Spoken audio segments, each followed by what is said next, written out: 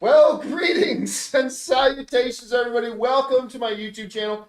My name is John Campea, and this is our special open spoiler discussion of Ms. Marvel After Show, talking about the season finale of Ms. Marvel that, of course, dropped about, what am I looking at here, 15 hours ago? 15 hours. I think is when it dropped. I'm joined here, of course, by Mr. Robert Meyer Burnett. Robert, how you doing? John, I'm doing well. I'm doing better after this. I have to say, I went into this show a little trepidatious, not knowing whether I would walk away with a smile on my face or not. And I'm happy to say, John, this put a big smile on my face. All right, and just so you guys know, in case there's any confusion, is that this is an open spoiler. Oh, yeah. So if you guys have not seen Ms. Marvel yet, or if you care about that kind of thing, you might want to just add this video to your favorites list and come on back a little bit later once you've had a chance to watch the episode, because we are going to talk about all of its open spoiler goodness. So here's how this episode is going to go, as always. We're going to take the first 20 minutes or so, talking about our thoughts about this episode of Ms. Marvel. And then we're going to take the second half and just take your live comments, questions, thoughts, opinions, and theories about the Ms. Marvel finale. The super chats are now open. We're going to have those open for at least a little bit longer. So get your thoughts, opinions, theories in there, and we'll get to those in the second half. So, Rob, let's just start this thing off here. When last we spoke Yes. about Ms. Marvel, I mentioned that I was concerned about the fact that the end of episode 5 just kind of felt like the end of the second act. Yes. Or even a mid-season point for the show. It did not feel like the last episode, it was going into the last episode. It just did not feel like that. And I was concerned that the final episode was not going to have the time to actually bring this thing to a satisfying conclusion. That's correct. So I will say this. They did as good of a damn job as you could have with us. In the time allotted. In the time allotted, yeah. I don't know that you could have been more effective or efficient with that, because that was a very satisfying show. I was very happy with the show. And I'm talking before Mutation. And I'm talking before the post-credit scene. Before we get to that final scene, I thought, you know what? Kamran gets to Pakistan and all that kind of stuff. And I'm like, you know what? This still should have been a couple more episodes. I agree. Still should have been a couple more episodes. But considering this is what they had to work with, I thought they did an incredibly good job. And I feel now very comfortable saying this Ms. Marvel, I figured it was going to land there, but is now slides very nicely into my second favorite MCU show, just behind WandaVision, which again is a super high bar. The WandaVision thing to me is a super, super high bar. So to me, it's WandaVision and Ms. Marvel, and then everything else right down about here in the mid-level stuff. I just thought they did a great job with this. The her discovering her power was great. They didn't have to overdo the action. They reconnected her with her family and with Bruno and with Nakia, which I could have spent the entire series. You know what Amy said on the show this morning, which is really good. She goes, I'll tell you what, if there were no superpowers in this show and it was just Kamala and her family, I would have loved this series too, which I think is a really astute observation. I agree. But again, they didn't try to answer too many questions. They had some great action sequences, reintroduced a little bit of the Scott Pilgrimism into the show. Yeah. The whole plan about with collect every baseball, get all the fire thing. I mean, that was zany fun. And by the end of it, again, I'm not even talking about the mutation part yet. It was it was a satisfying ending. Rob, how did you feel about it? You know what, John? I love this because for me, look, everything that I'm looking for when I'm watching any show is did the showrunners fulfill the promise that they made to me as a viewer, an astute viewer? And I think this show absolutely crossed the finish line with flying colors for me. Because really, like Amy was right, you take the superheroics out of this, and it is about a family. It's about a young person who's connected to her family, and this family is very connected to its own ethnic identity. And first-generation American with the classic American promise story of the family coming over. Absolutely. And how do you incorporate being an American into a family that's a first generation immigrant family.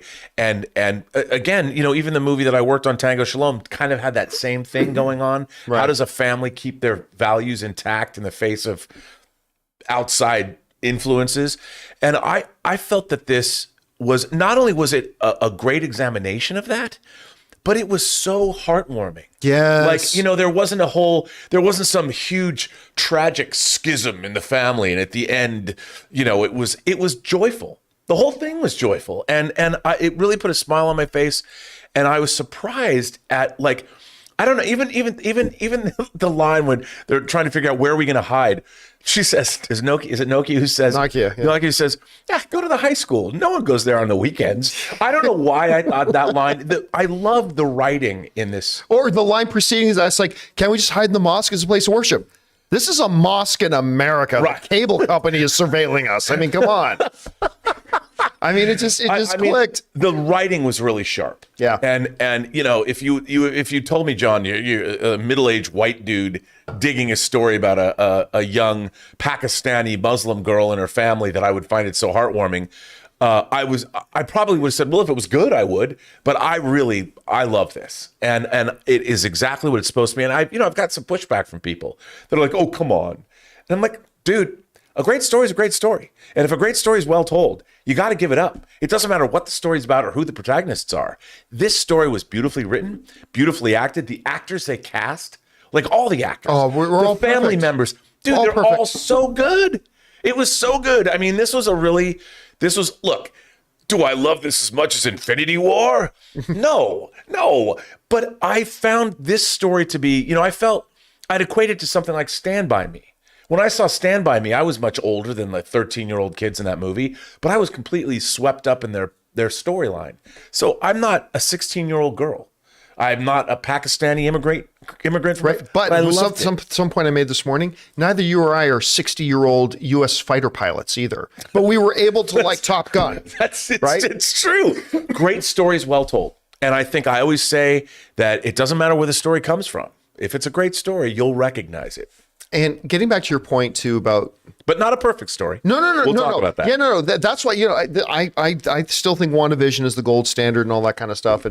But coming into a Ms. Marvel, listen, I'll be honest with you, I've become a little bit jaded to the MCU Disney Plus stuff. Yeah. Right. I mean, I still like it. Like I like Falcon and Winter Soldier and I like Loki, but but not great.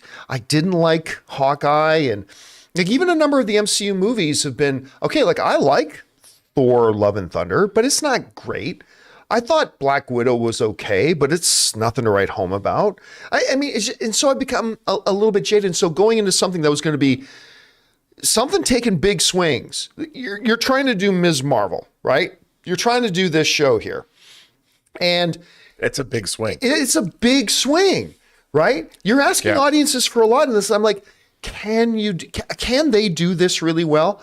And they ended up doing it well. But we get back into the finale here, and it's like, not only do they bring the family back, they give all of them these great moments. Like when the mom gives her the costume, symbolizing something, one, we already knew, which was that she loves and supports her daughter. Yes. Right? So that it was kind of reemphasizing that.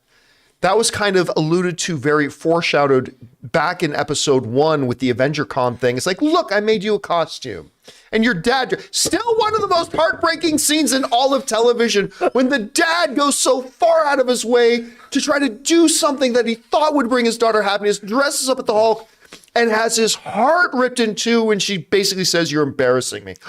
Still one of the most heartbreaking things to see. But that was foreshadowed, right? Yeah. But also, like by that scene in that moment shows that I embrace who you are, right? I'm worried about you. I'm scared. I'm your mother. Of course I am. But I embrace who you are. I embrace what you're doing. And I support you. Yeah. And here you go. And it was a beautiful moment and a good costume, a really good costume. The brother, Amir, right? Who, when the show first started and he shows up, you think, oh, here's the stereotype show where the older brother is not a bad guy, but a dick to the younger sibling, right? Yeah. No. And like that thing when they're in the high school planning and all of a sudden they turn to the left and he's just standing there, goes, what? Mom wanted me to look out for you. Here I am, right? But I still think the funniest line in the episode to me, the funniest line in the episode is when they're in the high school and they're all just kind of getting ready. And Amir, her brother, is sitting with Kamran. And he's like, do you even watch Bake Off? like with betrayal and stuff like that. I just, that little throwback line killed me. And then I lost count of how many wonderful lines the dad had in these moments. And when he's sitting with her out on the roof and he goes, I love that scene. we called you Kamala because it's a Marvel. You're a Marvel. You're our Ms. Marvel. And then she lights up and it was, he said the thing, right? I mean, that scene right there, it kind of represents what the show was. It's warm and it's tender and it's joyous. And it's again, I mean, I've said it so many times talking about the show, Rob, but this is a show that when it's firing on all cylinders, this is a show that fills me with joy just watching it, you know what I mean? And so, I mean, again, I'll talk about some of the things that didn't quite click for me in this finale here in a second, and there are a couple, but any other moments that really stood out for you that really worked for you in this episode? I loved at the end. This is so stupid, but I loved at the end when she's, running through the city and she stops for the red light. Oh my God. You know what? Amy brought up that same thing this morning. Like it was just, that's a Kamala thing. Right? I guess. Because, she could have, if she was a little higher. But she was at the height of she was over the cars. Well, but she was there. The light was there. Yep. Even if it might have been right in front of her. But was great. I don't know. But this whole show was full of those kinds of little touches. Yes. That I the liked. little details. All the way through the show. Because, we're so used to the Marvel Cinematic Universe being about apocalyptic battles for the planet. Same reality every single show. And I'll tell you something. This had, to me, a 60s Spider-Man vibe. Like if I was making a show, if Spider-Man, it would have had this feel to it. Like this is kind of when I was growing up, when I was a kid. In my mind, this is what Spider-Man was in terms of it's with Aunt May and Uncle Ben and like the whole, and I think that's why I really like this show because it reminded me of what I was feeling when I was reading comics when I was a kid. I mean, we still had big bad villains, but it was just so joyous. And all those little throwaway moments, a lot of shows wouldn't have spent time adding those little things. And that's what made this show. It was a combination of all these little moments where I think where it fell down though is maybe even the battle at the end, it was cool. Yeah. But it suited the show. Yeah. That's what I thought. And maybe we didn't have a totally satisfying conclusion about alternate dimensions and where everything's from and all that. Yeah, I have a feeling those are loose threads meant to be picked up on later. Absolutely. You know what I mean? Absolutely. But that's what I'm saying. It did bother me because that's not what this was about. Right. That was in there. But what it was about it was about a family and it was about a woman. Miss Marvel, you could see this as it's about growing up. This was really a coming of age story. Kamala's coming of age story. I completely agree. Now, and to have a family that's supportive while while you manifest whatever you're manifesting, to have a family there. Yeah, because we are so used to, it's the traditional thing with these stories. We're used to Rocket Man, where the young budding genius or superhero, their family just doesn't understand them and you'll never amount to anything. And so that when we do see this stuff, it's a loving, supportive family. It's like, wow, that's different from what we're used to seeing. Yeah, because we're waiting for the other shoe to drop. Yes, right? Like we're half expecting Kamran to be the actual director of damage control. That's sorry, I got you now, Kamala. But so a couple of things that still left me a little unsatisfied. Yeah. One is going back to the last episode where the veil is opened. Yes. How did Kamran's mom suddenly give powers to her son that she herself never had? Like, I want to be clear about this. At her moment of... Her mom never had these powers. No. Her mom had to pull a knife and shank Kamala's great-grandmother, right? Like, she never once exhibited any of these powers. And somehow all she had to do goes, Kamran! And all of a sudden he's got these powers? Okay. I mean, again, I'm sure you can write an explanation for it. Sure. You can. They just didn't give us anything remotely of that, right? And I think that is a failing of the show. Yeah. I mean, I'm not saying it's all, we sound like we're like, this is the best thing ever. It's not without criticism. And I think this was these were, but like you just said, I assume it's going to be explained somehow later. Yes, I think these are loose threads. What's happening now? I mean, the post-credit scene left me with a huge question. Like, wait a minute. Yeah. Now, like Luis in the live chat is pointing out something that's very true. The blue glow is Kamran's powers from the comics. That's fine, but that's the comics. Right. This is Ms. Marvel. He didn't have these powers a minute ago, and his mom just going, Kamran, and now he's got these powers a country away. And how do they know to get into him? Yes. Why didn't they go into Bob? Or anything like that. So my other issue is, so I was kind of looking forward to this episode having at least something of an explanation to us. Like it's, even if it's just a short 30-second thing where my mom told me stories when I was younger about blah, blah, blah. This must be it. Like, I don't know, just something. Okay, so that was one problem I had. The other problem I had, and really this becomes a problem with the show, not just the final episode, is, okay, so what is the deal with damage control? Right? Right. Like, I get it. They're some kind of a newly formed agency, because this is the new reality. If you live in the MCU, like we're about to see in She-Hulk, that law firms are creating entire divisions dedicated to superpowered law. Right. So there's a new agency that's meant to try to deal with these superpowered individuals and what they do. And their aftermath. and the aftermath. Literally the damage that's caused by their interactions. Right. So I get that in Spider-Man No Way Home. The issue is, listen, you've got a murder accusation against you, Mr. Parker, and we've got to deal with that. Here, though, it changes gears. It's like, oh, we hear whispers of somebody who's got powers. Hunt them. Right? And it's, okay, well, that doesn't quite make sense. Now, I get it. The one agent, the woman here, she was rogue. And so she's kind of an antagonist figure. Sure. Like, she's even defying the orders of her boss, who is the New Girl guy lookalike. Who's the guy from something Johnson?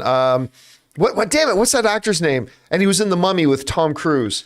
Anyway, I forget the actor's name. But poor man's something Johnson. Yeah. And he's like, you're attacking kids in public and blah blah. Like, pull back. Okay, so I get that a little bit, but. What's his name? Jake Johnson, right. I like Jake Johnson. Yeah, right? I do too. So, poor man's Jake Johnson in this. So I get that, just she's rogue and stuff like that, but it was like, they literally have teenage kids in the streets, and these are guys with semi-automatic weapons, and like they're shooting to kill these kids. I mean, I don't know, it just felt like they take that, by the way, everybody in the live chat is now firing in, Jake Johnson. Thank you, James, and Laughing Warehouse, and Christine, and Max. But I mean, so to me, it was like, can you give us some subtlety to what this thing is? Like, I don't know. It just seemed I had a problem with that too, and it seemed like they were looking for an antagonist. Yeah, they had I to agree. add, so they amped up but yeah, it didn't make sense to me, and I'm like, are they working for Sword? Or who's they need again? Not just the cosmology with the MCU, but where's the authority now? I need to know the hierarchy. There's Shield, there's Sword, there's damage control. How are all of these working? What do they have to do with the Sokovia Accords? Are they affiliated with the United States government? What is their jurisdictions? I need to know. I mean, a little bit of explanation. Is due. I mean, that's a bigger MCU issue than it is with an issue of Ms. Marvel. But again, for the finale, like I said right at the top, this is something they should have had a couple of episodes to try to work through. But given the one episode nature of it, it was great. And that's the key, Rob, because we get now to the end of the episode. And I mentioned this on the John Campea Show earlier today. Had the episode been disappointing, and then we had the mutation part mentioned, we would have gone, ooh, but it still just would have been a cherry on top of a shit cake. Right? Like, that's great that you have this delicious looking cherry on top, but it's still a shit cake. So who cares? But the fact that it was a very, very satisfying, enjoyable show, to then get buttoned up at the end with, and by the way, somebody wrote in today that said that the ending felt shoehorned, and I disagreed. I want to know what you think about this. One of our viewers wrote in saying, it kind of felt shoehorned the way all of a sudden they're just saying mutation and all that kind of stuff. But to me, with Bruno bringing up first a question that would have been asked, Amir is asking me if he may have any of these powers as well. That is a logical question. to ask, considering Sure. their lineage and where they come from. So that sparks a question. So I looked into that and I realized there is something different in you. I look closer and it seems that you have a mutation. And then what I also said on the show today was, when he said mutation in my head, I kind of have, okay, wait a minute, John, don't get too excited. It could mean a lot of different things. But then as soon as he finishes saying mutation, in the background, you hear that Nosh distortion pedal 80s metal guitar playing the riff of, and my jaw hit the floor. I gasped. I was like, oh my God, they did it. And I don't know if you saw the title of the John Campea Show today, but I firmly believe this. With the possible exception of Nick Fury showing up at the end of Iron Man saying, I've got something going called the Avengers Initiative. What happened in this episode is the most important revelation, that the most important event or most relevant direction determining event that has happened in the MCU up until this point, because this is a whole new dimension to the MCU universe that we have not seen happen ever yet, with the introduction truly of the X-Men and the I wouldn't go that far. Oh, I would. I wouldn't go that far and further, man. I mean, because look, I think also it could have just been they're having a little bit of fun. You know, the show. No. The show. Saying mutation could have just been having a little fun. Saying mutation and then deliberately putting in the theme to the X-Men, that was them telling us. Well, remember, this is it. they are bringing back the X-Men animated series, which is that music is not But in. she's not in the X-Men animated series. No, I know. I'm just saying that you got X-Men 97 coming. And for me, it was like, here's the thing. I didn't see it so much as, because there's mutation throughout everything. Mutation is not, now I understand. And look, I've always said that mutants are going to be revealed as always being here. That's what I've always said. That's my theory, is that they've always been here. Maybe this is them, but do you think this was really how they're going to acknowledge, how they're going to say it's coming? I said this on the John Campea Show earlier today. I have said for a long time that I've acknowledged it's possible, but I said I would never believe that they would do, after 5 years of waiting since the Fox Disney merger, I never would have believed that they dropped their first true thing in MCU proper universe. Well, what about in a Disney Plus show? Xavier doesn't count. Xavier is like Earth 838. That's a multiple I know, but it did say that in the multiverse, and they did use that piece of music when he was introduced. True, but like we addressed this on the John Campea Show earlier. That, like, you can do anything in the multiverse and have the wildest thing, but when you're actually in the MCU that we live in, but that we have been with since the very beginning. And you do that here. Like, yeah, you can have Professor X show up and you can have Thunder. It doesn't matter. This is in the MCU, like the true proper MCU. I know. And like, I will say this. If they drop the word mutation and then immediately follow up with, and it's not, they just put that in as a misdirect, that would be the biggest fuck you that the MCU has ever given to its fans. Like, there's no way. There's absolutely no other way than other than the fact that they have just alluded to, she is officially our first mutant in the MCU. And I would have lost so much money. If you had put down a bet with me before this show started, said, hey, John, I think they're going to introduce the themes of mutants and X-Men in this show on Disney Plus, I would have said no way. I would say this, and this is what I'm hoping for.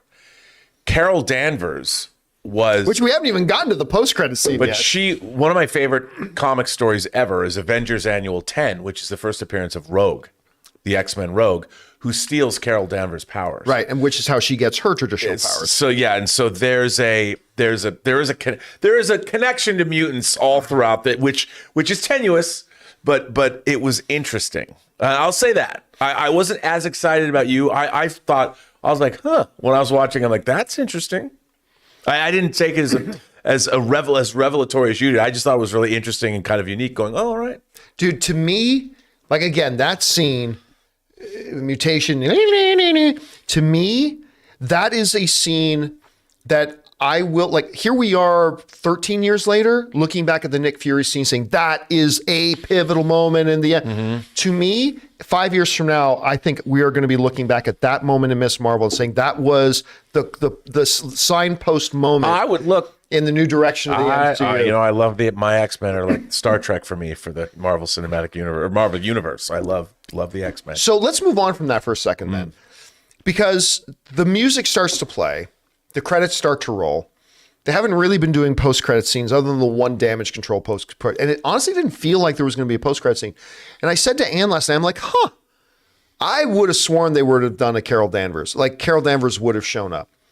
But then the music stopped.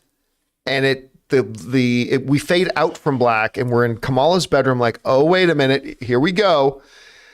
Carol Danvers shows up. And you knew when Kamala's in her room and the thing starts to glow and then she looks at the Captain Marvel poster, I'm like, Carol Danvers is about to show up. And Carol Danvers shows up, Captain Marvel shows, and she's totally confused, like, oh no. What happened? And there are, we were talking about this earlier today, there are several possible comic book explanations as to what you and I were talking about. Go through one or two of those. Well, in terms of what's going on, here's what I was curious about. Where was Captain Marvel when this happened? Right. I mean, was she off-world? And if she was off-world, where was she? Because that's probably where Kamala is now. Well, yeah. And I'm thinking, okay, if this technology, like, I can't help but think, because we know Secret Invasion is coming, do these rings have something to do with the Kree-Skrull war? Which has been a big theory online, I've seen. Yeah. And I don't know, so I honestly don't know where they're going with this, because I'm convinced more than ever. I'm like, okay, the 10 rings, Kamala's, the bindle, and Captain Marvel's powers, the nega, whatever. Yeah, the nega bands. The nega bands. All of that stuff is all connected, which means it's extraterrestrial technology. It's just a question of whose technology is it? Right. And I don't think it's necessarily Kree technology. And let's not overlook the fact that earlier in the series, we see Kamala's, the clandestines earlier with that head down shot of the floor, and it is definitively the 10 rings. Yes. And so we cannot, we have theorized for a long time, like even going before the show started and we saw the band, we theorized that there may be a connection between the bangle, the 10 rings, and maybe even the rings that the Eternals had that they ended their movie with, right? So I mean, I'm still thinking we can't overlook the fact that those 10 ring symbols are on the floor. I mean, it might have just been an Easter egg, maybe. No. It was absolutely saying that there's a connection here. Right. And also the 10 rings, if you think about it, China, India, that area of the world. Yeah. It's basically saying, okay, this is East Asia, Asian. This is an Asian area of planet Earth. It's not the United States. It's not Europe. It's not Stonehenge or something like that. It's specific to this area. Is it bad that when you say that, I instantly hear Spinal Tap? Stonehenge. No. Is it weird that that's all I hear? Is Spinal Tap right there? But I like that. I like the idea that there is an ancient extraterrestrial power on Earth because, China is a much older land. I mean, we're talking thousands and thousands of years old. As a civilization. Yeah, it makes sense that there's technology there that was only there that we don't have.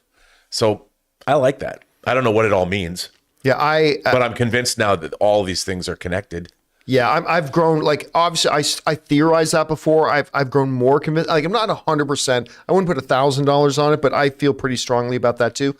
But look, overall, it was a good finale to with a few hiccups here and there, sure, a terrific show that I haven't been able to say at the end of an MCU Disney Plus show, God, I really loved that since WandaVision. I haven't been able to say it since then. It feels so good to be able to say it again. And Ms. Marvel was show to do with me. Just final thoughts on the finale and the show. Look, I'm really surprised that everything that happened in this show was feeding back upon itself in terms of, the ethnic identity of Kamala's family was also wrapped up in the history of the Pakistan India conflict that Right. we don't know. The I mean, partition. a lot of people have been writing about. I've never even heard of the partition. Yeah, which is great. Yeah, but so much for American schools. It's like, come on, man. But the that history, that a culture's history resonates throughout time and can affect a family 50 years later, 60 years later, 70 years later. And yet at the same time, it doesn't have to be so divisive. You know, Yeah. it is part of who you are. It's part of your culture, and you should embrace it. And it should become something you should understand from generation to generation. And that was another thing about this show. You know, you had multi-generations of one family, all the way back to great grandma, I guess. And I thought that was really wonderful.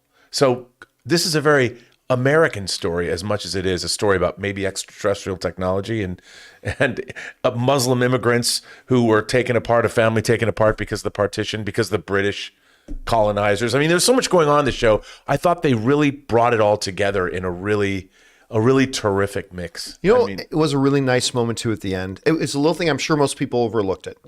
There's a great little moment where the popular girl from the beginning of the show, who Kamala then saves and shows up to help at the end. You saved my life. Like she's there.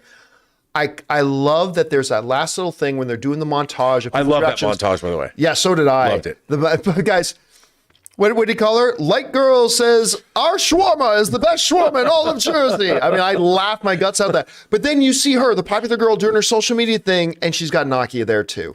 And there, when you look back to episode 1, we're like, oh, she's like this and whatever. Right. I thought that was just a sweet little moment at the end that I really liked. And yeah, so guys, that'll do it for our impressions of Ms. Marvel, the finale. What we're going to do now is we're going to start taking what your guys' thoughts and opinions and theories were about it. But before we get to those, we want to take a second, thank the sponsor of this video today. They're delicious, our friends at HelloFresh. We want to take a second and thank the sponsor of this video, HelloFresh. Now, guys, you've heard us talk about HelloFresh before. Ann and I absolutely love using them. With HelloFresh, you get farm-fresh, pre-portioned ingredients and seasonal recipes delivered right to your doorstep. Skip trips to the grocery store and count on HelloFresh to make home cooking easy, fun, and affordable. And that's why it's America's #1 meal kit. You can bust out the grill on a nice warm summer evening and make dinner from HelloFresh's cookout collection with recipes like Melty Monterey Jack burgers and others. HelloFresh has foolproof, step-by-step recipes, which means a joyful cooking experience and a stress-free summer. Plus, HelloFresh cuts back on the time spent in the kitchen with easy, ready-made meals in around 30 minutes or less. You know, Ann and I are both working professionals, so coming together for dinner time can sometimes be a little bit of a circus, but we love using HelloFresh. We get the exact meal we want, we get easy-to-follow instructions to make it together, and we actually look forward to making dinner together. So guys, go to HelloFresh.com/Campea16 and use the promo code Campea16 for up to 16 free meals and up to 3 free gifts. That's HelloFresh.com/Campea16. HelloFresh, America's #1 meal kit. And thank you to our friends at HelloFresh for sponsoring this episode of our Ms. Marvel after show. All right, guys, with that now down, let's get in and hear what you guys have to say about this. Rob, what we got going on in the super chat? Well, we've got Sam Fisher sends in a super chat and says, I really like how she comes up with her superhero name. There's something sweet, beautiful, not cool about it. I completely agree. I mean, that whole conversation about we tried for so long to have another child, and when you happened, you were our miracle. Like, and we named you Kamala because you're our Marvel. Like, wait a minute, I'm named after Carol. I mean, it was sweet and beautiful and appropriate, and it just worked. It worked. Yeah, I liked it a lot. All right, what's next? I did too. Rebirth? TJ Rebirth. CJ. Oh, there we go. I was reading as one word. Yes, CJ Rebirth. Now want Kamala Funko. Also my favorite show now. Well, CJ Rebirth, I want a hot toy. Hot toy, Funko I don't Pop, know. I'll take either. I don't know if I can say I want a hot toy of Mrs. Marvel. People might misconstrue that, not knowing what it is. So I just have to say I want a high-end action figure of Miss Marvel. I would like a high-end collectible of Ms. Marvel. Yes. Especially in the new costume, which looks great, by the way. Love that costume. And because Anne was one of the first adopters of Miss Marvel when the comics started coming out. And that last shot, the camera from behind, pan up, and she's sitting on the light post overlooking the city, and almost wept. Like she goes, "That's right from the comics." It's like it was a beautiful shot. Great. All right, what's next? It's great. Well, hello there. Ricky Pizarro, 1 of 2. My favorite take of the day is, this show sucked. That's why I came back every week and watched every single episode. Is there a part 2? Oh, He didn't get a second part in there? I mean, first of all, I got to say, John, this show did not suck. Oh, it's great. I mean, I think any astute... it's not going to work for everybody, and that's fine. Nothing wrong with that. But even if if it's not your cup of tea, it didn't suck. I mean, from a writing, production, acting standpoint, I would say that you have to recognize it was really well done. You might not like it. You know what it reminds me of, though? This reminds me, when I hear people, like, whether it's a show like this or others, and they just go, "This whole show sucked. Every single episode was just the most worst, awful thing I've seen." It's like, okay, you never watched it.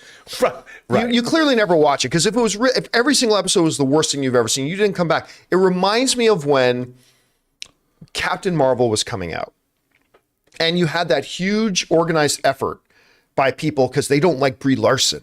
So they had this huge, and it was how dare they do a female superhero? And you had this big organized effort online to try to make the movie bomb, right? So they were review bombing the movie, which is one of the reasons why Rotten Tomatoes switched over to have to be confirmed.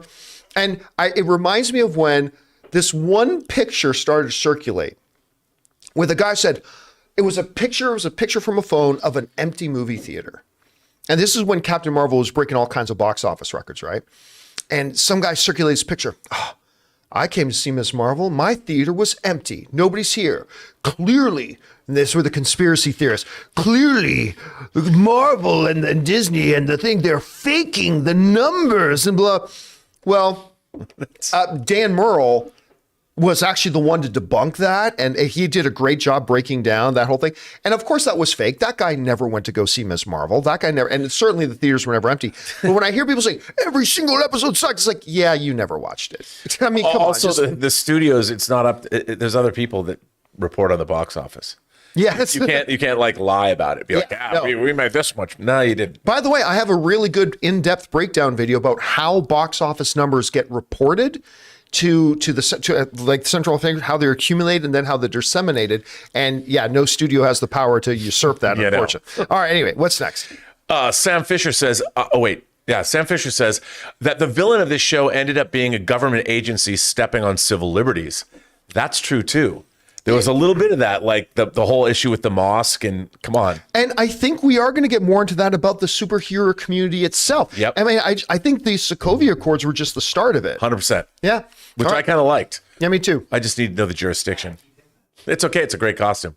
Attack of the Mushi says, every time Kamala's parents are on screen, I simply can't keep my emotions in check. They are truly lovely. Peter Spidey needs to be adopted. Yeah, now that he doesn't have an Aunt May. They are not perfect. They make mistakes. But I'm telling you what, to echo what Amy said again this morning, I would have been okay with this whole show if the bangle never showed up and she never discovered her powers. I mean, look, still one of the most delightful moments of this series, still one of the best moments in television this year, is when they take her to her driving test and like the instructor is like failing her and they're sticking up for her. It's like, you put her out on the road with all the other cars, you set her up to fail. I'm like, oh my God, this is like the most mom thing you could possibly hear. By the way, she was great. Her and the dad were both. Yeah, they were both great, but I really loved her. You know, the fact that she comes through with the costume. Yeah, at the end, I love that, and even on the montage and the social media montage at the end, she was great. She was awesome. What's next? Sam Fisher says, "Okay, where did Mom get a super suit?" We were talking about that before the show. Hey, man, she had a high quality suit made for her daughter. You know, maybe it was okay. So I want to make sure you get proper credit for this because you actually have a good theory about this. Because I was like, other than Man of Steel, almost no superhero show ever has a good explanation with where did the costume magically come from, right? Yeah. And this is like, what? Did Kamala's mom stop at the Pakistan airport and pick this up in a gift shop? Like, where did that come from? Now, when you and I were talking about this, because I want to make sure you get proper credit for this, you speculated, like, what if after episode 1 and the debacle of the Avenger Con costume thing that her and the, what if she right away had embarked on getting her own costume? And what if that was just the summation? And I thought, you know what? That's a good theory. And I'll tell you something, that costume, while it's redolent of, it's got like some Captain Marvel elements. She's already a huge fan of Captain Marvel. Yes. She probably called up one of her friends, Indian, Pakistani, the especially what women wear can be very ornate and beautiful. I'm sure she called up one of her friends who's an expert dressmaker. We saw the wedding. Look at the ornate costumes that people were wearing at the wedding. So it's not a stretch to me that someone said, hey, could you make me a superhero costume? What is it going to look like? Well, here's her favorite superhero, and maybe give it a little bit of a Pakistani Muslim flavor to it, and that's the result. I could buy that because we live in a superhero world. Yep. So I get it too. All right. I love that theory. All right. What's next? So A-Rod 2006 says, this was my favorite Disney Plus finale, just above Loki. With the mutant reveal, do you and Rob think Kamala will actually join the X-Men in a few years? No, and of course, traditionally, she is not an X-Men. But again, comics are the comics. The MCU is the MCU. Avenger. I'm still not sold that there's going to be Young Avengers. I think there will be. That being said, I could look, if Kevin Feige were to give me a call, say, do you think we should put Kamala in the X-Men? I'd probably say no. But if they did it, I have no issue with it. No, I wouldn't have an issue with it either. Although, I do think that one of the things about the X-Men is they are people that haven't had the love of family. They've been outcasts, right. So like in X-Men 2, haven't you tried just not being a mutant? Such a great line. So, but she's got a loving family. So by definition, she's probably got to be an Avenger because she's got that backup. Yeah, maybe. All right, what's next? Sorry. Hoser mates or Mies. Yes. Is it Mies? Is that? I think Mies? It is. Sorry if I butchered your name. Is Kamala a hybrid of mutants and Inhumans gene? That's an interesting question. Yeah, well, somebody asked me this morning, with them saying bring up the mutation and mutant thing, does that close the door forever on them doing anything in humans? And I said, look, I don't believe Kevin Feige has any intention of bringing Inhumans in here. Like, he's got PTSD over his battles with Ike Perlmutter and stuff like. I don't think he has any interest in doing Inhumans.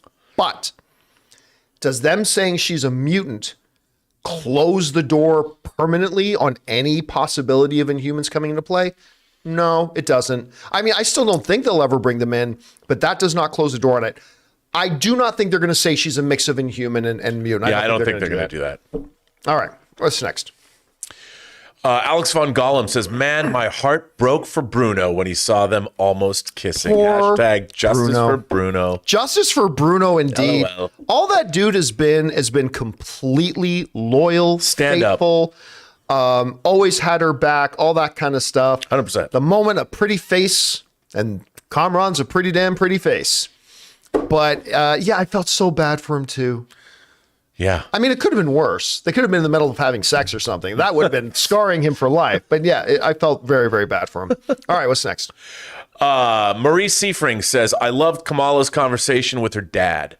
I smiled when he named her Miss Marvel. That fits this family. It does. Yeah. It didn't seem like somebody said, whenever somebody uses the title of a movie in the movie, it's either hit or miss for me. Mostly it's miss. Mostly miss. I mean, I remember watching 87's The Living Daylights, and Timothy Dalton's like, I must have scared the living daylights out of her. And I'm like, wah, wah, wah. But in this... Or the recent Fantastic Four, when they're at the end, yeah, it's fantastic. And then you see Reed's face.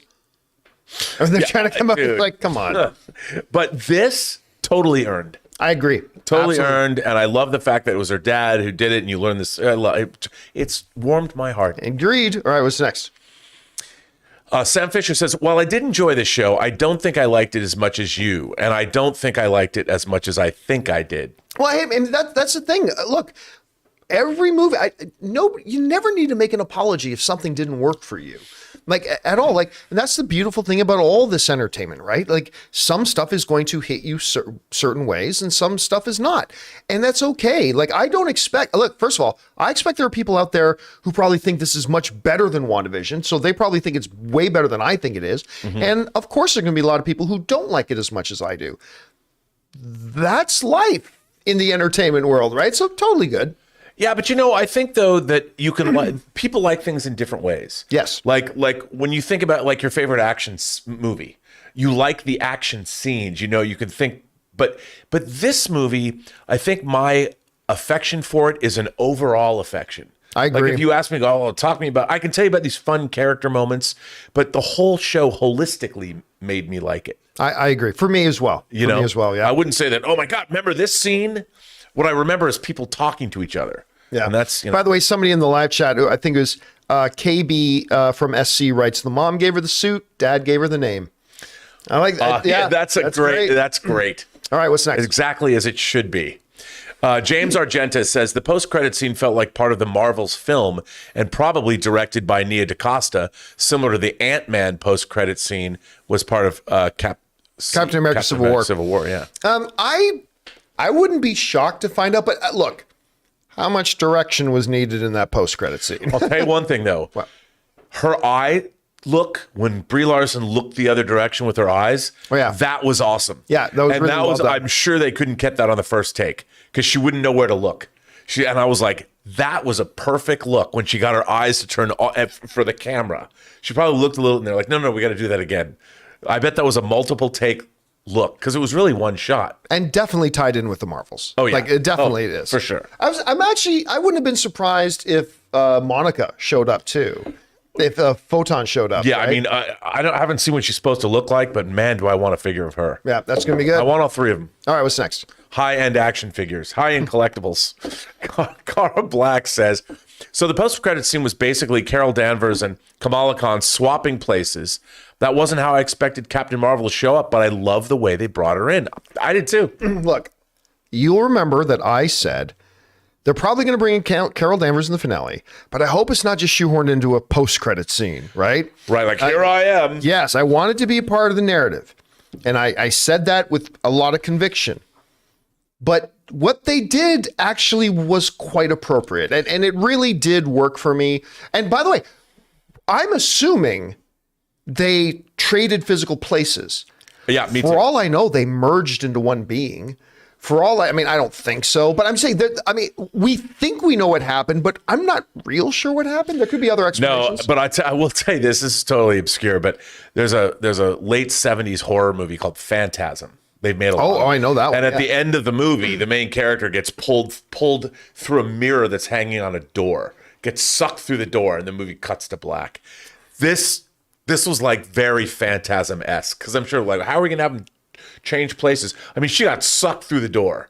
And I'm like, yes, that was totally inspired by Phantasm. Of course, Carol Danvers shows back up, but I have no basis in that. I just believe that. I choose to believe I like your belief. All right, what's next?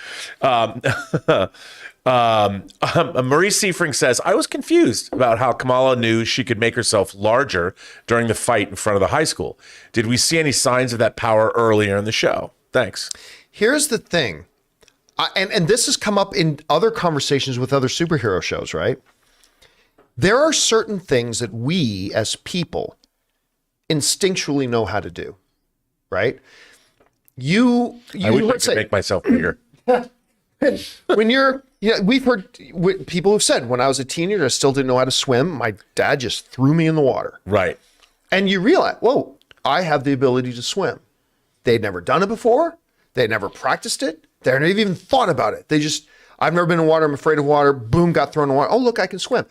I think there's something to be said that when your body can suddenly have an ability within it, I think there is a legitimate argument to be made that you will instinctually know what to do, right? I hate to go there talking about like something Ms. Marvel show, but like, hey, when you're a virgin and it's go time, you just know what to do. Maybe you don't know how to do it well, but you know what to do. Like, and I believe that about this.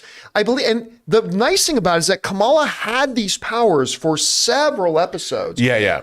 And so she was growing in her awareness and her instincts of what she was capable of doing. So I was perfectly okay with that I know I can do this. Like, I instinctually know there's something I can do, but she didn't know all of it right at once. Yeah, I'll buy that. As she got more comfortable with having the power. Because, wherever this power comes from, it's not out of the realm of possibility that people would use it to become a larger warrior to take on an opposing force of some kind. So it didn't seem like it was a power that was completely off the rails from what.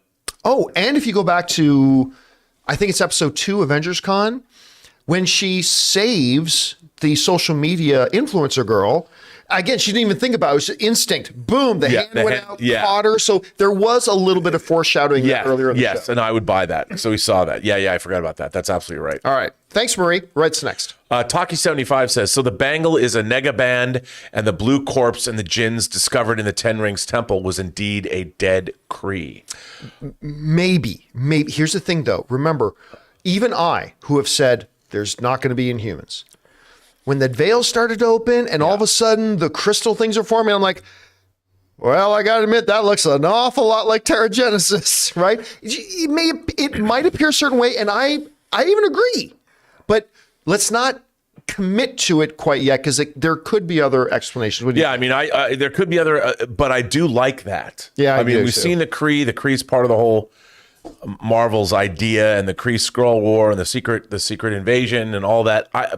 But I don't think that it's just Kree technology. I think there's more to it than that. It wasn't like the Kree, we accidentally left some technology on Earth thousands of years ago. Right, because there's something else going on. There's something purposeful here. You would also think, here's where it gets a little confusing for me. Because Carol Danvers is obviously very well versed in Kree. She, what was the big hive mind of the Kree again? The super intelligence. I forget the name of it is. Guys in the live chat, you guys know what it is. Tell me what it is. But she even communed with that thing, right? Like, so, but at the end of Shang-Chi, she's looking at it and she says, there is nothing about these rings that even looks vaguely familiar to me, right? So that's, you got to keep that in mind, because if it was just Kree technology, you would think she goes, oh, well, I've never seen these rings, but there are these aspects about it that do look very familiar to me about whatever. And so you would think the Supreme Intelligence. Thank you. Right. That's right. Adman Kabir was the first one to put that in. There was the Supreme Intelligence. Bobby put it in there as well, as did Liam and Morgan. Thank you, guys. By the way, both the bangle and the 10 rings are to combat a veil, a dark realm, something else that's not, we're going to protect something from coming through or trying to get. So maybe there's just something we don't know yet. Yeah, I'm sure there's lots we don't know yet. All right, what's next? But it's cool to see which pictures. Jonathan's having a hard time. Taki75 says the way Kamala got her name was cool and touching. I agree. It was a perfect way to do it. It was a beautiful ending, and coming from the dad was totally appropriate. Loved it. 100%. All right, what's next? Cara Black says that's twice now Marvel used the X-Men animated theme in an MCU project. So I'm guessing they'll be using the music as the main X-Men MCU theme too. God, I hope so. It would be pretty bad, especially if you had like Tina Guo, who does the electric, the Wonder Woman thing. Cello, I mean, if they're going to go full on with that, why not? Listen, I mean, because they've used the Spider-Man cartoon theme in the Spider-Man movies. I'm totally good if they use the theatrical X-Men movie themes, but if you can work in that classic, by the way, if I had a nickel today for every time I've gone, I'd be a rich man right now. But I'd be totally for it. And also, those X-Men they look like the classical characters. The X-Men in the Fox X-Men universe really moved away from that look until you got into like First Class and Days of Future Past. I would love seeing like classic Jim Lee X-Men uniforms. Which I don't know. Badass. I don't know that would look good on screen. No, they would make them look good on screen. Marvel would make them look good on screen. You would have to adapt them. Like absolutely. Oh yeah, you can't just take. Well, that's what he looks like. That's what the Cyclops costume looks like on screen. Make it look exactly like that. No. It would always be adapted, because look, the Thor costume in the first Thor movie looks like Thor. Yeah. But they've adapted. Marvel's really good at that. Yeah. Like the Carol Danvers costume as Captain Marvel's badass. It's right out of the comic. Yeah. But certain comics lend themselves to that better than others. Again, I will never believe that Wolverine's classic yellow and black spandex with the big pointy. You'll never convince me. No, but you could go when he had more of the darker brown orange. Yes, that could work. Yeah, something like that. All right, what's next? Milo says, did Carol look really skinny to you, like she lost muscle since Endgame? Not a judgment on Brie, just an observation in the context of the MCU. Let's bring up that picture there, Jonathan. I didn't think so, because that's the thing. Really skinny to me. I actually noticed that too. I was like, whoa, she looks really. She But does. here's the thing: when you saw her in her workout videos, right? She never did the Natalie Portman thing, Right. where Portman like put on bulk and mass.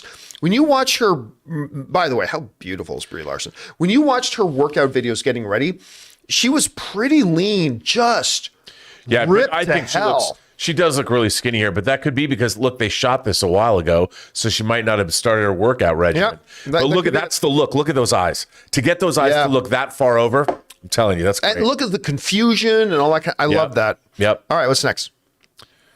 Ismael Montoya. Hello, Ismael. Hey, guys. Wow, as soon as Bruno says mutation and hear the X-Men animated theme song, I lost it.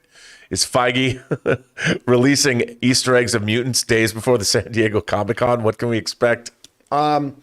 Listen, I still believe, with no knowledge of the situation, this is not based on any fact, this is just me speculating. I believe there's going to be a division between what Marvel is going to present at San Diego Comic-Con and what they're going to present at D23. And I think that division is going to be at San Diego Comic-Con, they're going to show you stuff of upcoming projects that we already know about. I think there's a good chance we get our Black Panther trailer at San Diego Comic-Con. Yes. I think there's a good chance we may even get some The Marvels footage at San, because that thing's shot. I think maybe some Secret Wars, because that's shot. But as far as announcements go, Secret Invasion, thank you.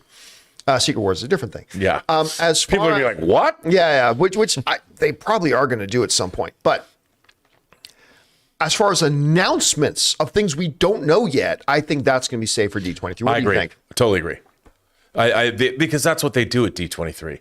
Right. I mean, Comic-Con, or they'll split. They'll give us a announcement at Comic-Con, but there'll be more to come. Just enough to win Comic-Con. Yeah, But yeah. I still tell you, though, if my theory holds up, which most likely won't, but at the Black Adam panel at San Diego Comic-Con, if Dwayne "The Rock" Johnson invites out onto the stage Henry Cavill, and they announce Henry Cavill is back and will be appearing in Black Adam, I don't care what Marvel does. They could bring freaking Hugh Jackman out in his Wolverine costume going, woohoo, I'm Wolverine again. It won't matter. DC will have won Comic-Con. Just like that. Yeah, that's my thought. All right, what's next? Evelyn Jacara Quiroz says, Mom gives her the suit. Dad gave her the name. Me cries. I love that. That's dude, and both were beautiful and touching and appropriate, and I loved it. It was good. great. All right, what's next? Marvel supports the nuclear family. Just Plain Steve says, does the implication that Kamala is a mutant also mean that Kamran might be as well? He didn't even need a bangle to access his powers. But remember, something else happened there with the splitting of the veil and something that his mom did. And I mean, it's possible. It is totally possible, but who knows? Yeah. I wouldn't bet on that, but No. it is possible. It is possible. There are always possibilities. Bobby Jackson says, hi, John. I respectfully disagree with you and Chris's view on Inhumans. I think the fact that they are similar makes a versus between them more compelling. I think it makes them redundant. I really do. I see no use for the Inhumans in this universe.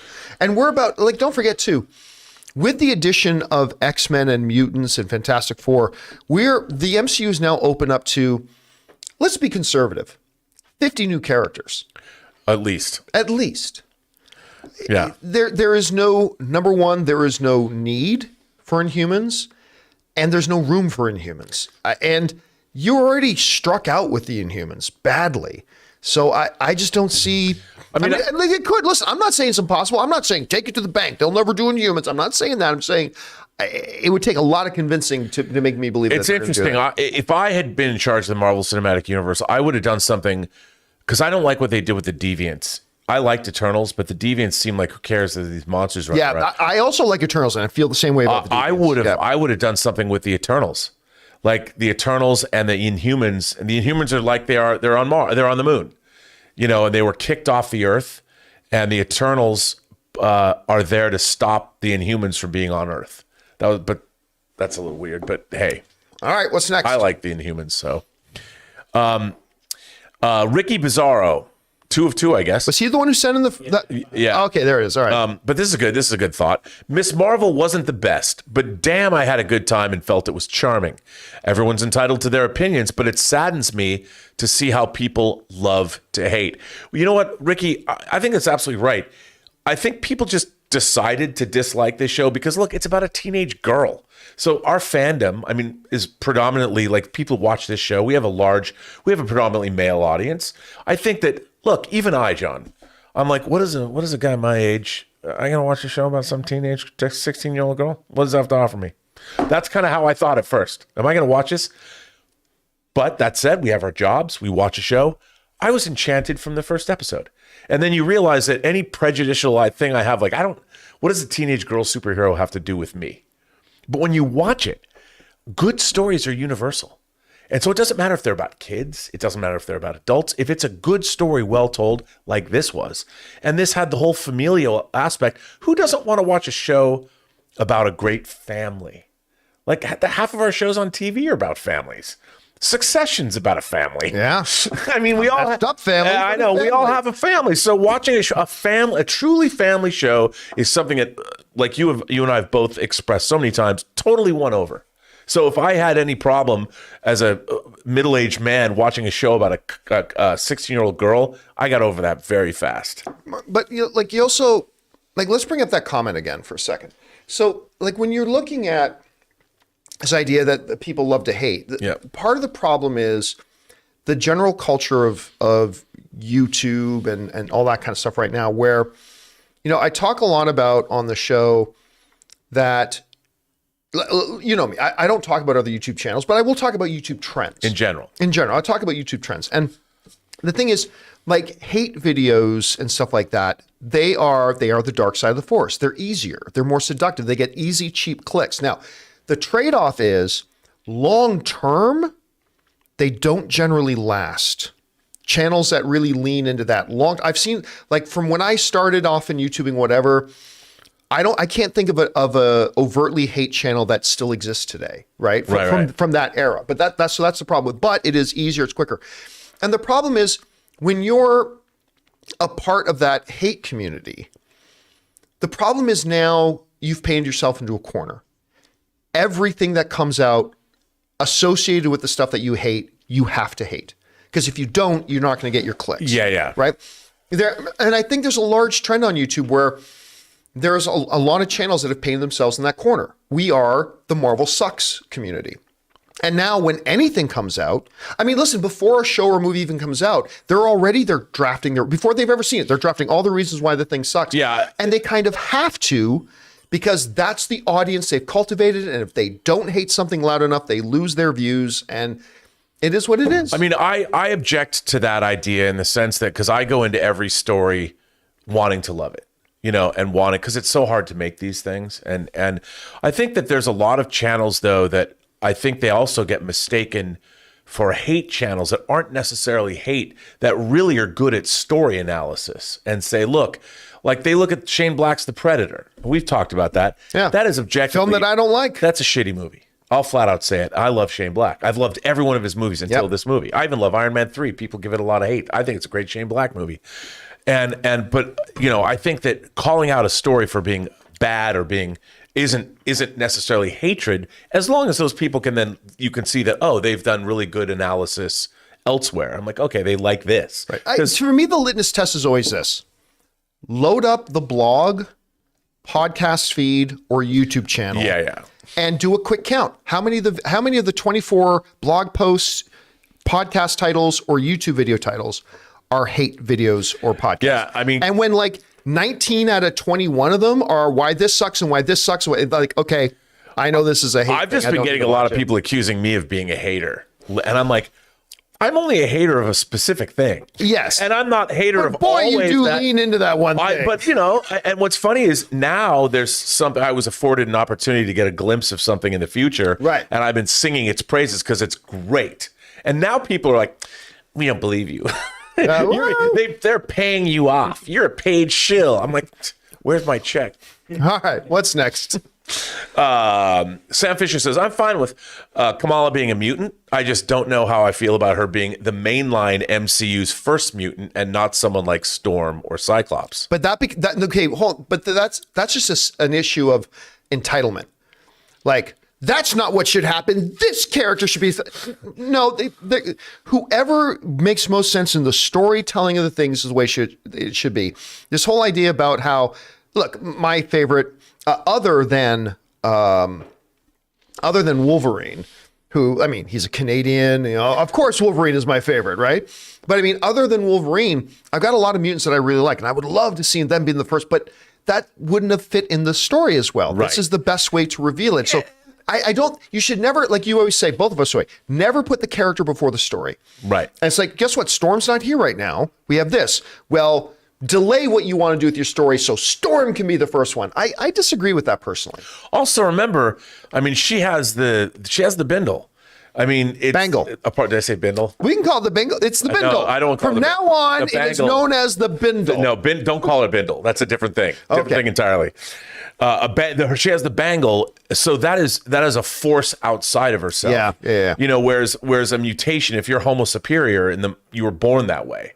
I mean, or mutants, their mutation manifested later. But remember, Bruno did say, I realize that the bangle isn't your power. The bangle just unlocked a power that was already in you. Right. Yes. So how does that come into it, right? Does that mean that there are people with the mutant gene in the world already, but it has to be unlocked? And that's different, though, because and Homo superior is a different species of humanity. And is she that? I don't know. Are they going to even get into that in the MCU? Don't know. We'll have to wait and see. All right, what's next? James Hoffman says, so many questions. Did Kamala's powers come from the Noor light or from her mutation? Did that rift that emitted Noor light cause the mutation? Did Kamala shapeshift into Danvers or switch places? Well, I mean, okay, first of all, she exhibited powers before the rift happened, so we can take that off the table. Also, I mean, I was also wondering, okay, did she shapeshift or did they merge? But it looked like the sheer confusion about her environment that she was in seemed to suggest to me that was Carol. And she got pulled somewhere. Yeah, she got pulled somewhere, and then Carol got pulled into. Yeah, I mean, she got pulled by a force. Yeah, so I think in this case, although I would not put money on it, I think in this case it's the situation of the most obvious answer is probably the most likely, which is they swap places. Yes, but I wouldn't be shocked to find out that there was some other explanation later on. All right, what's next?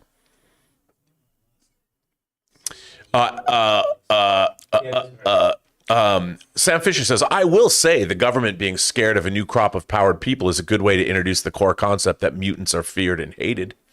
Not a bad thought. Yeah, but I mean, it also makes sense narratively. If you live in that Marvel MCU world, you're used to seeing neighborhoods get destroyed and helicarriers falling from the sky and giant godlike beings appearing in the sky and eventually. Now, also, this was brought up earlier too. There's a storyline in there too, where much like the Sokovia Accords, there's a thing about juvenile, like some kind of law that gets passed in the comics about juvenile superheroes, like their own protection. They can't be allowed to do whatever. I mean, I don't believe they're going Young Avengers, but a story hook like that could very well be a Young Avengers kind of storyline, right? Yeah. Maybe that's why they come together. Yeah, could be. All right, what's next?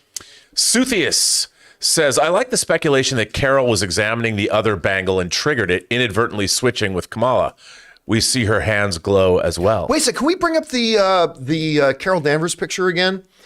Because you know what? She's not wearing the bangle. Yeah, she's not wearing the bangle. I was wondering that because you just said, wait a minute, was she wearing the bangle?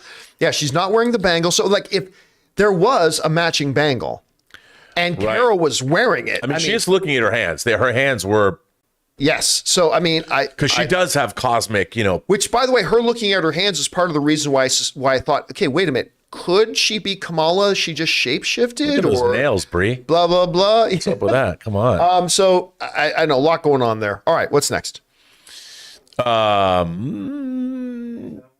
Yeah. Alex Holt said this episode was so much more better than last week's. Although some things were shoehorned in, like the mutant thing in Captain Marvel. I love a bow. I love a bow. A bow is awesome. A bow. I thought last week's episode was quite good. Yeah. Again, my big dissatisfaction was this felt like a mid-season break episode. It did not feel like I always forget the name. Penultimate. The final. The penultimate. The second to last. This didn't feel like a penultimate episode. It felt like a mid-season break. It felt like now where we really get into the story. So that was my complaint about it there. And again, I still feel like they could have stuck the landing much better had they given us a couple more episodes. Yeah. But still, for what they did and what they had, I thought they did a pretty damn good job. I agree. All right, totally what's next? agree with you. Dangerous Lee says, never thought in a million years that a Miss Marvel show would best an Obi-Wan Kenobi show. I loved it. No way would I have, if you had come to me 6 months ago and said, so you got the Miss Marvel coming in, and I was intrigued by Miss Marvel. Yeah. And we've got Obi-Wan with Deborah Chow and coming, Ewan McGregor, and you're going to end up liking Ms. Marvel like twice as much. I would have said, you are high. Yeah. You are high. And yet, here we are. Here we are. It's exactly what it was. The world can be strange and wondrous. By the way, I know we talked about it, but do you have a chance to watch Kai's cut of Obi-Wan? Yeah. How much better was that? It's so much better, and it's also in movie form.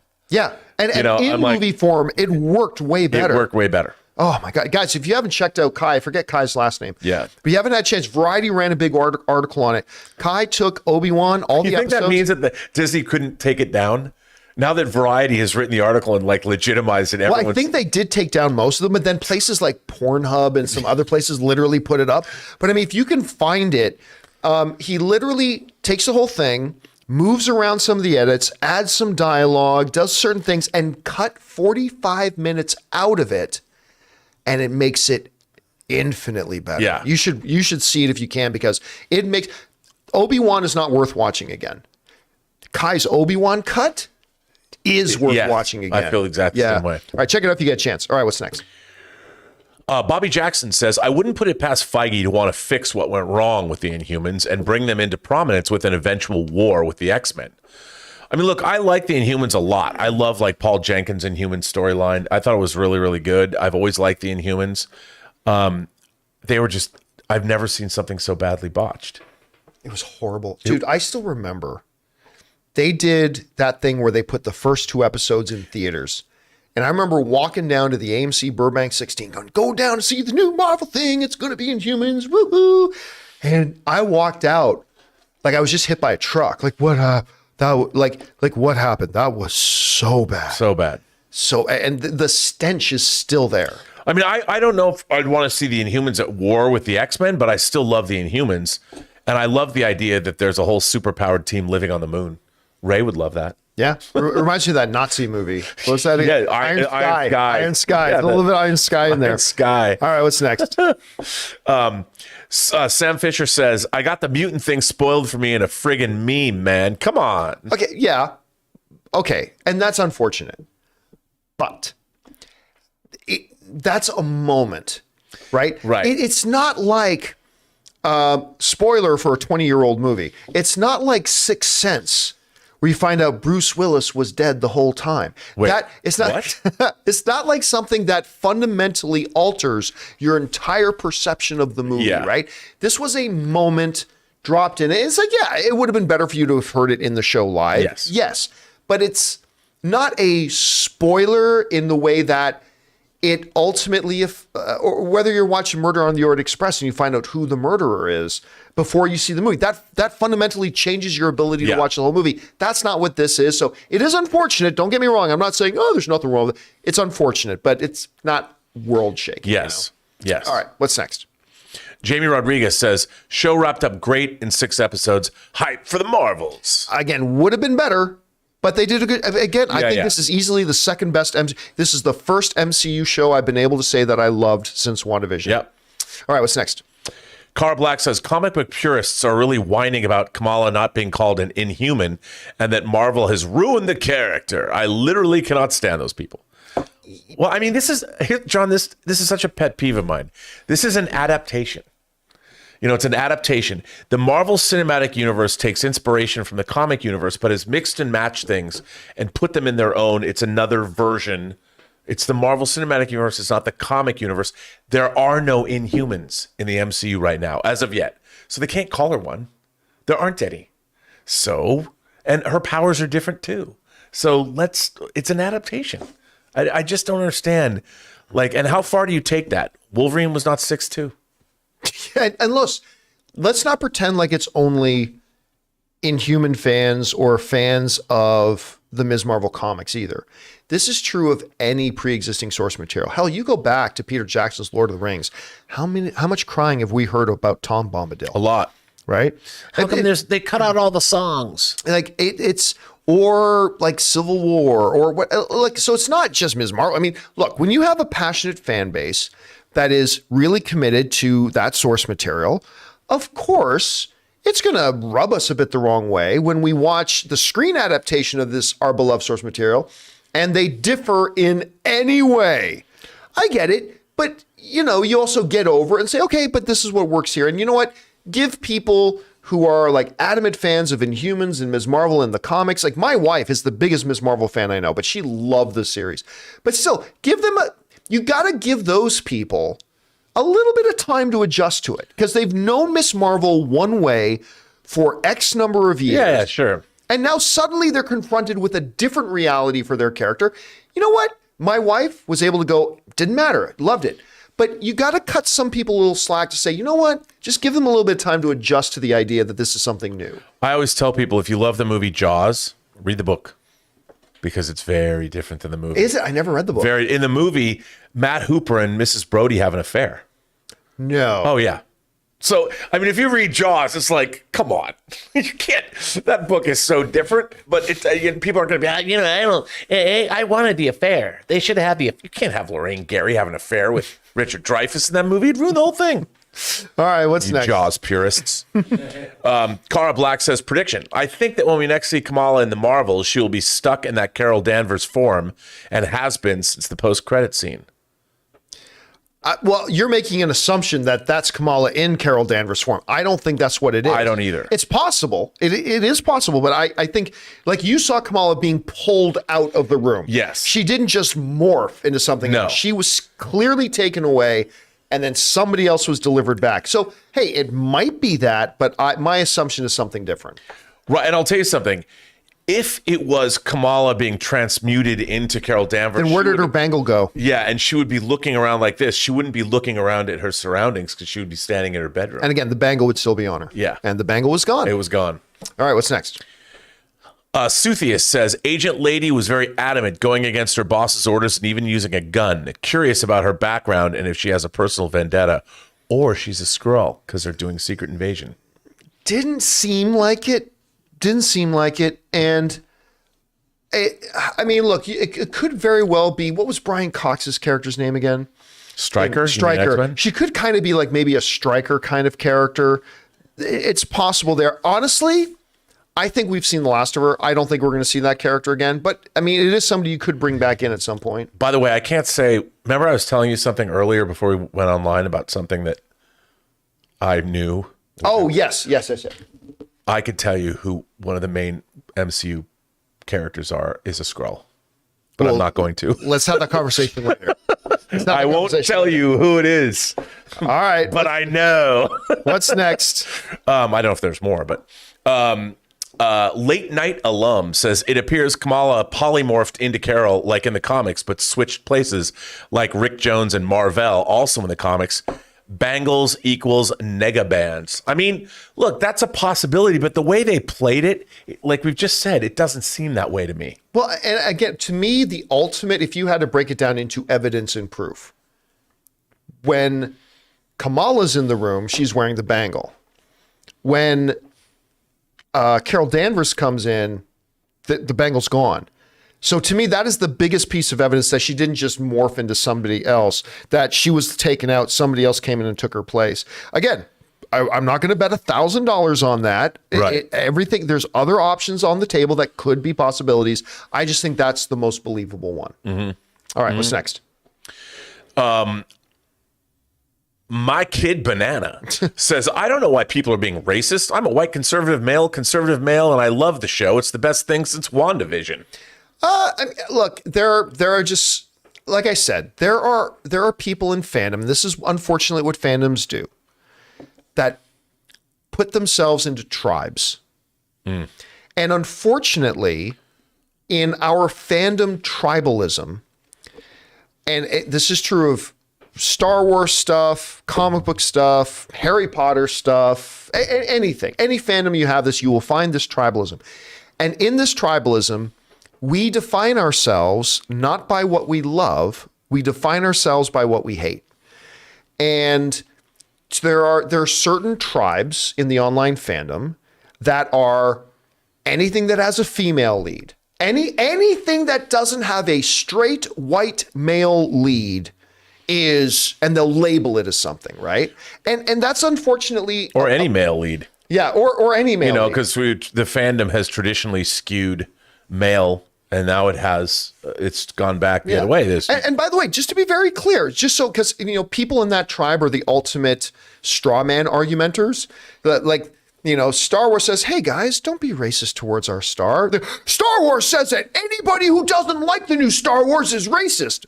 That's not what Star Wars said. Star Wars, anyway, they are the ultimate straw man arguments. And so let me be clear. I'm not saying anybody who doesn't like Ms. Marvel must be part of that tribe that just hates anything that's not straight. No. Listen, I've said 1,000 times. There are things to not like about Ms. Marvel. And if this all hits us in different ways, and if you don't like Ms. Marvel because you watch, it's like, this doesn't click for me. There's nothing wrong with that.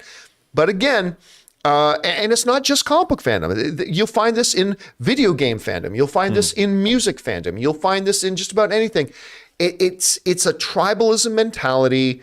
And again, unfortunately, once we start organizing ourselves into tribes tend to define themselves by that which they hate instead of by that which they love. I mean, I'm just happy they didn't gender swap her and make her Mr. Marvel and make sure she stayed Muslim, because I thought that was pretty cool. Well, I mean, yeah, and again, a little bit different than what we've had already. All right, what's next?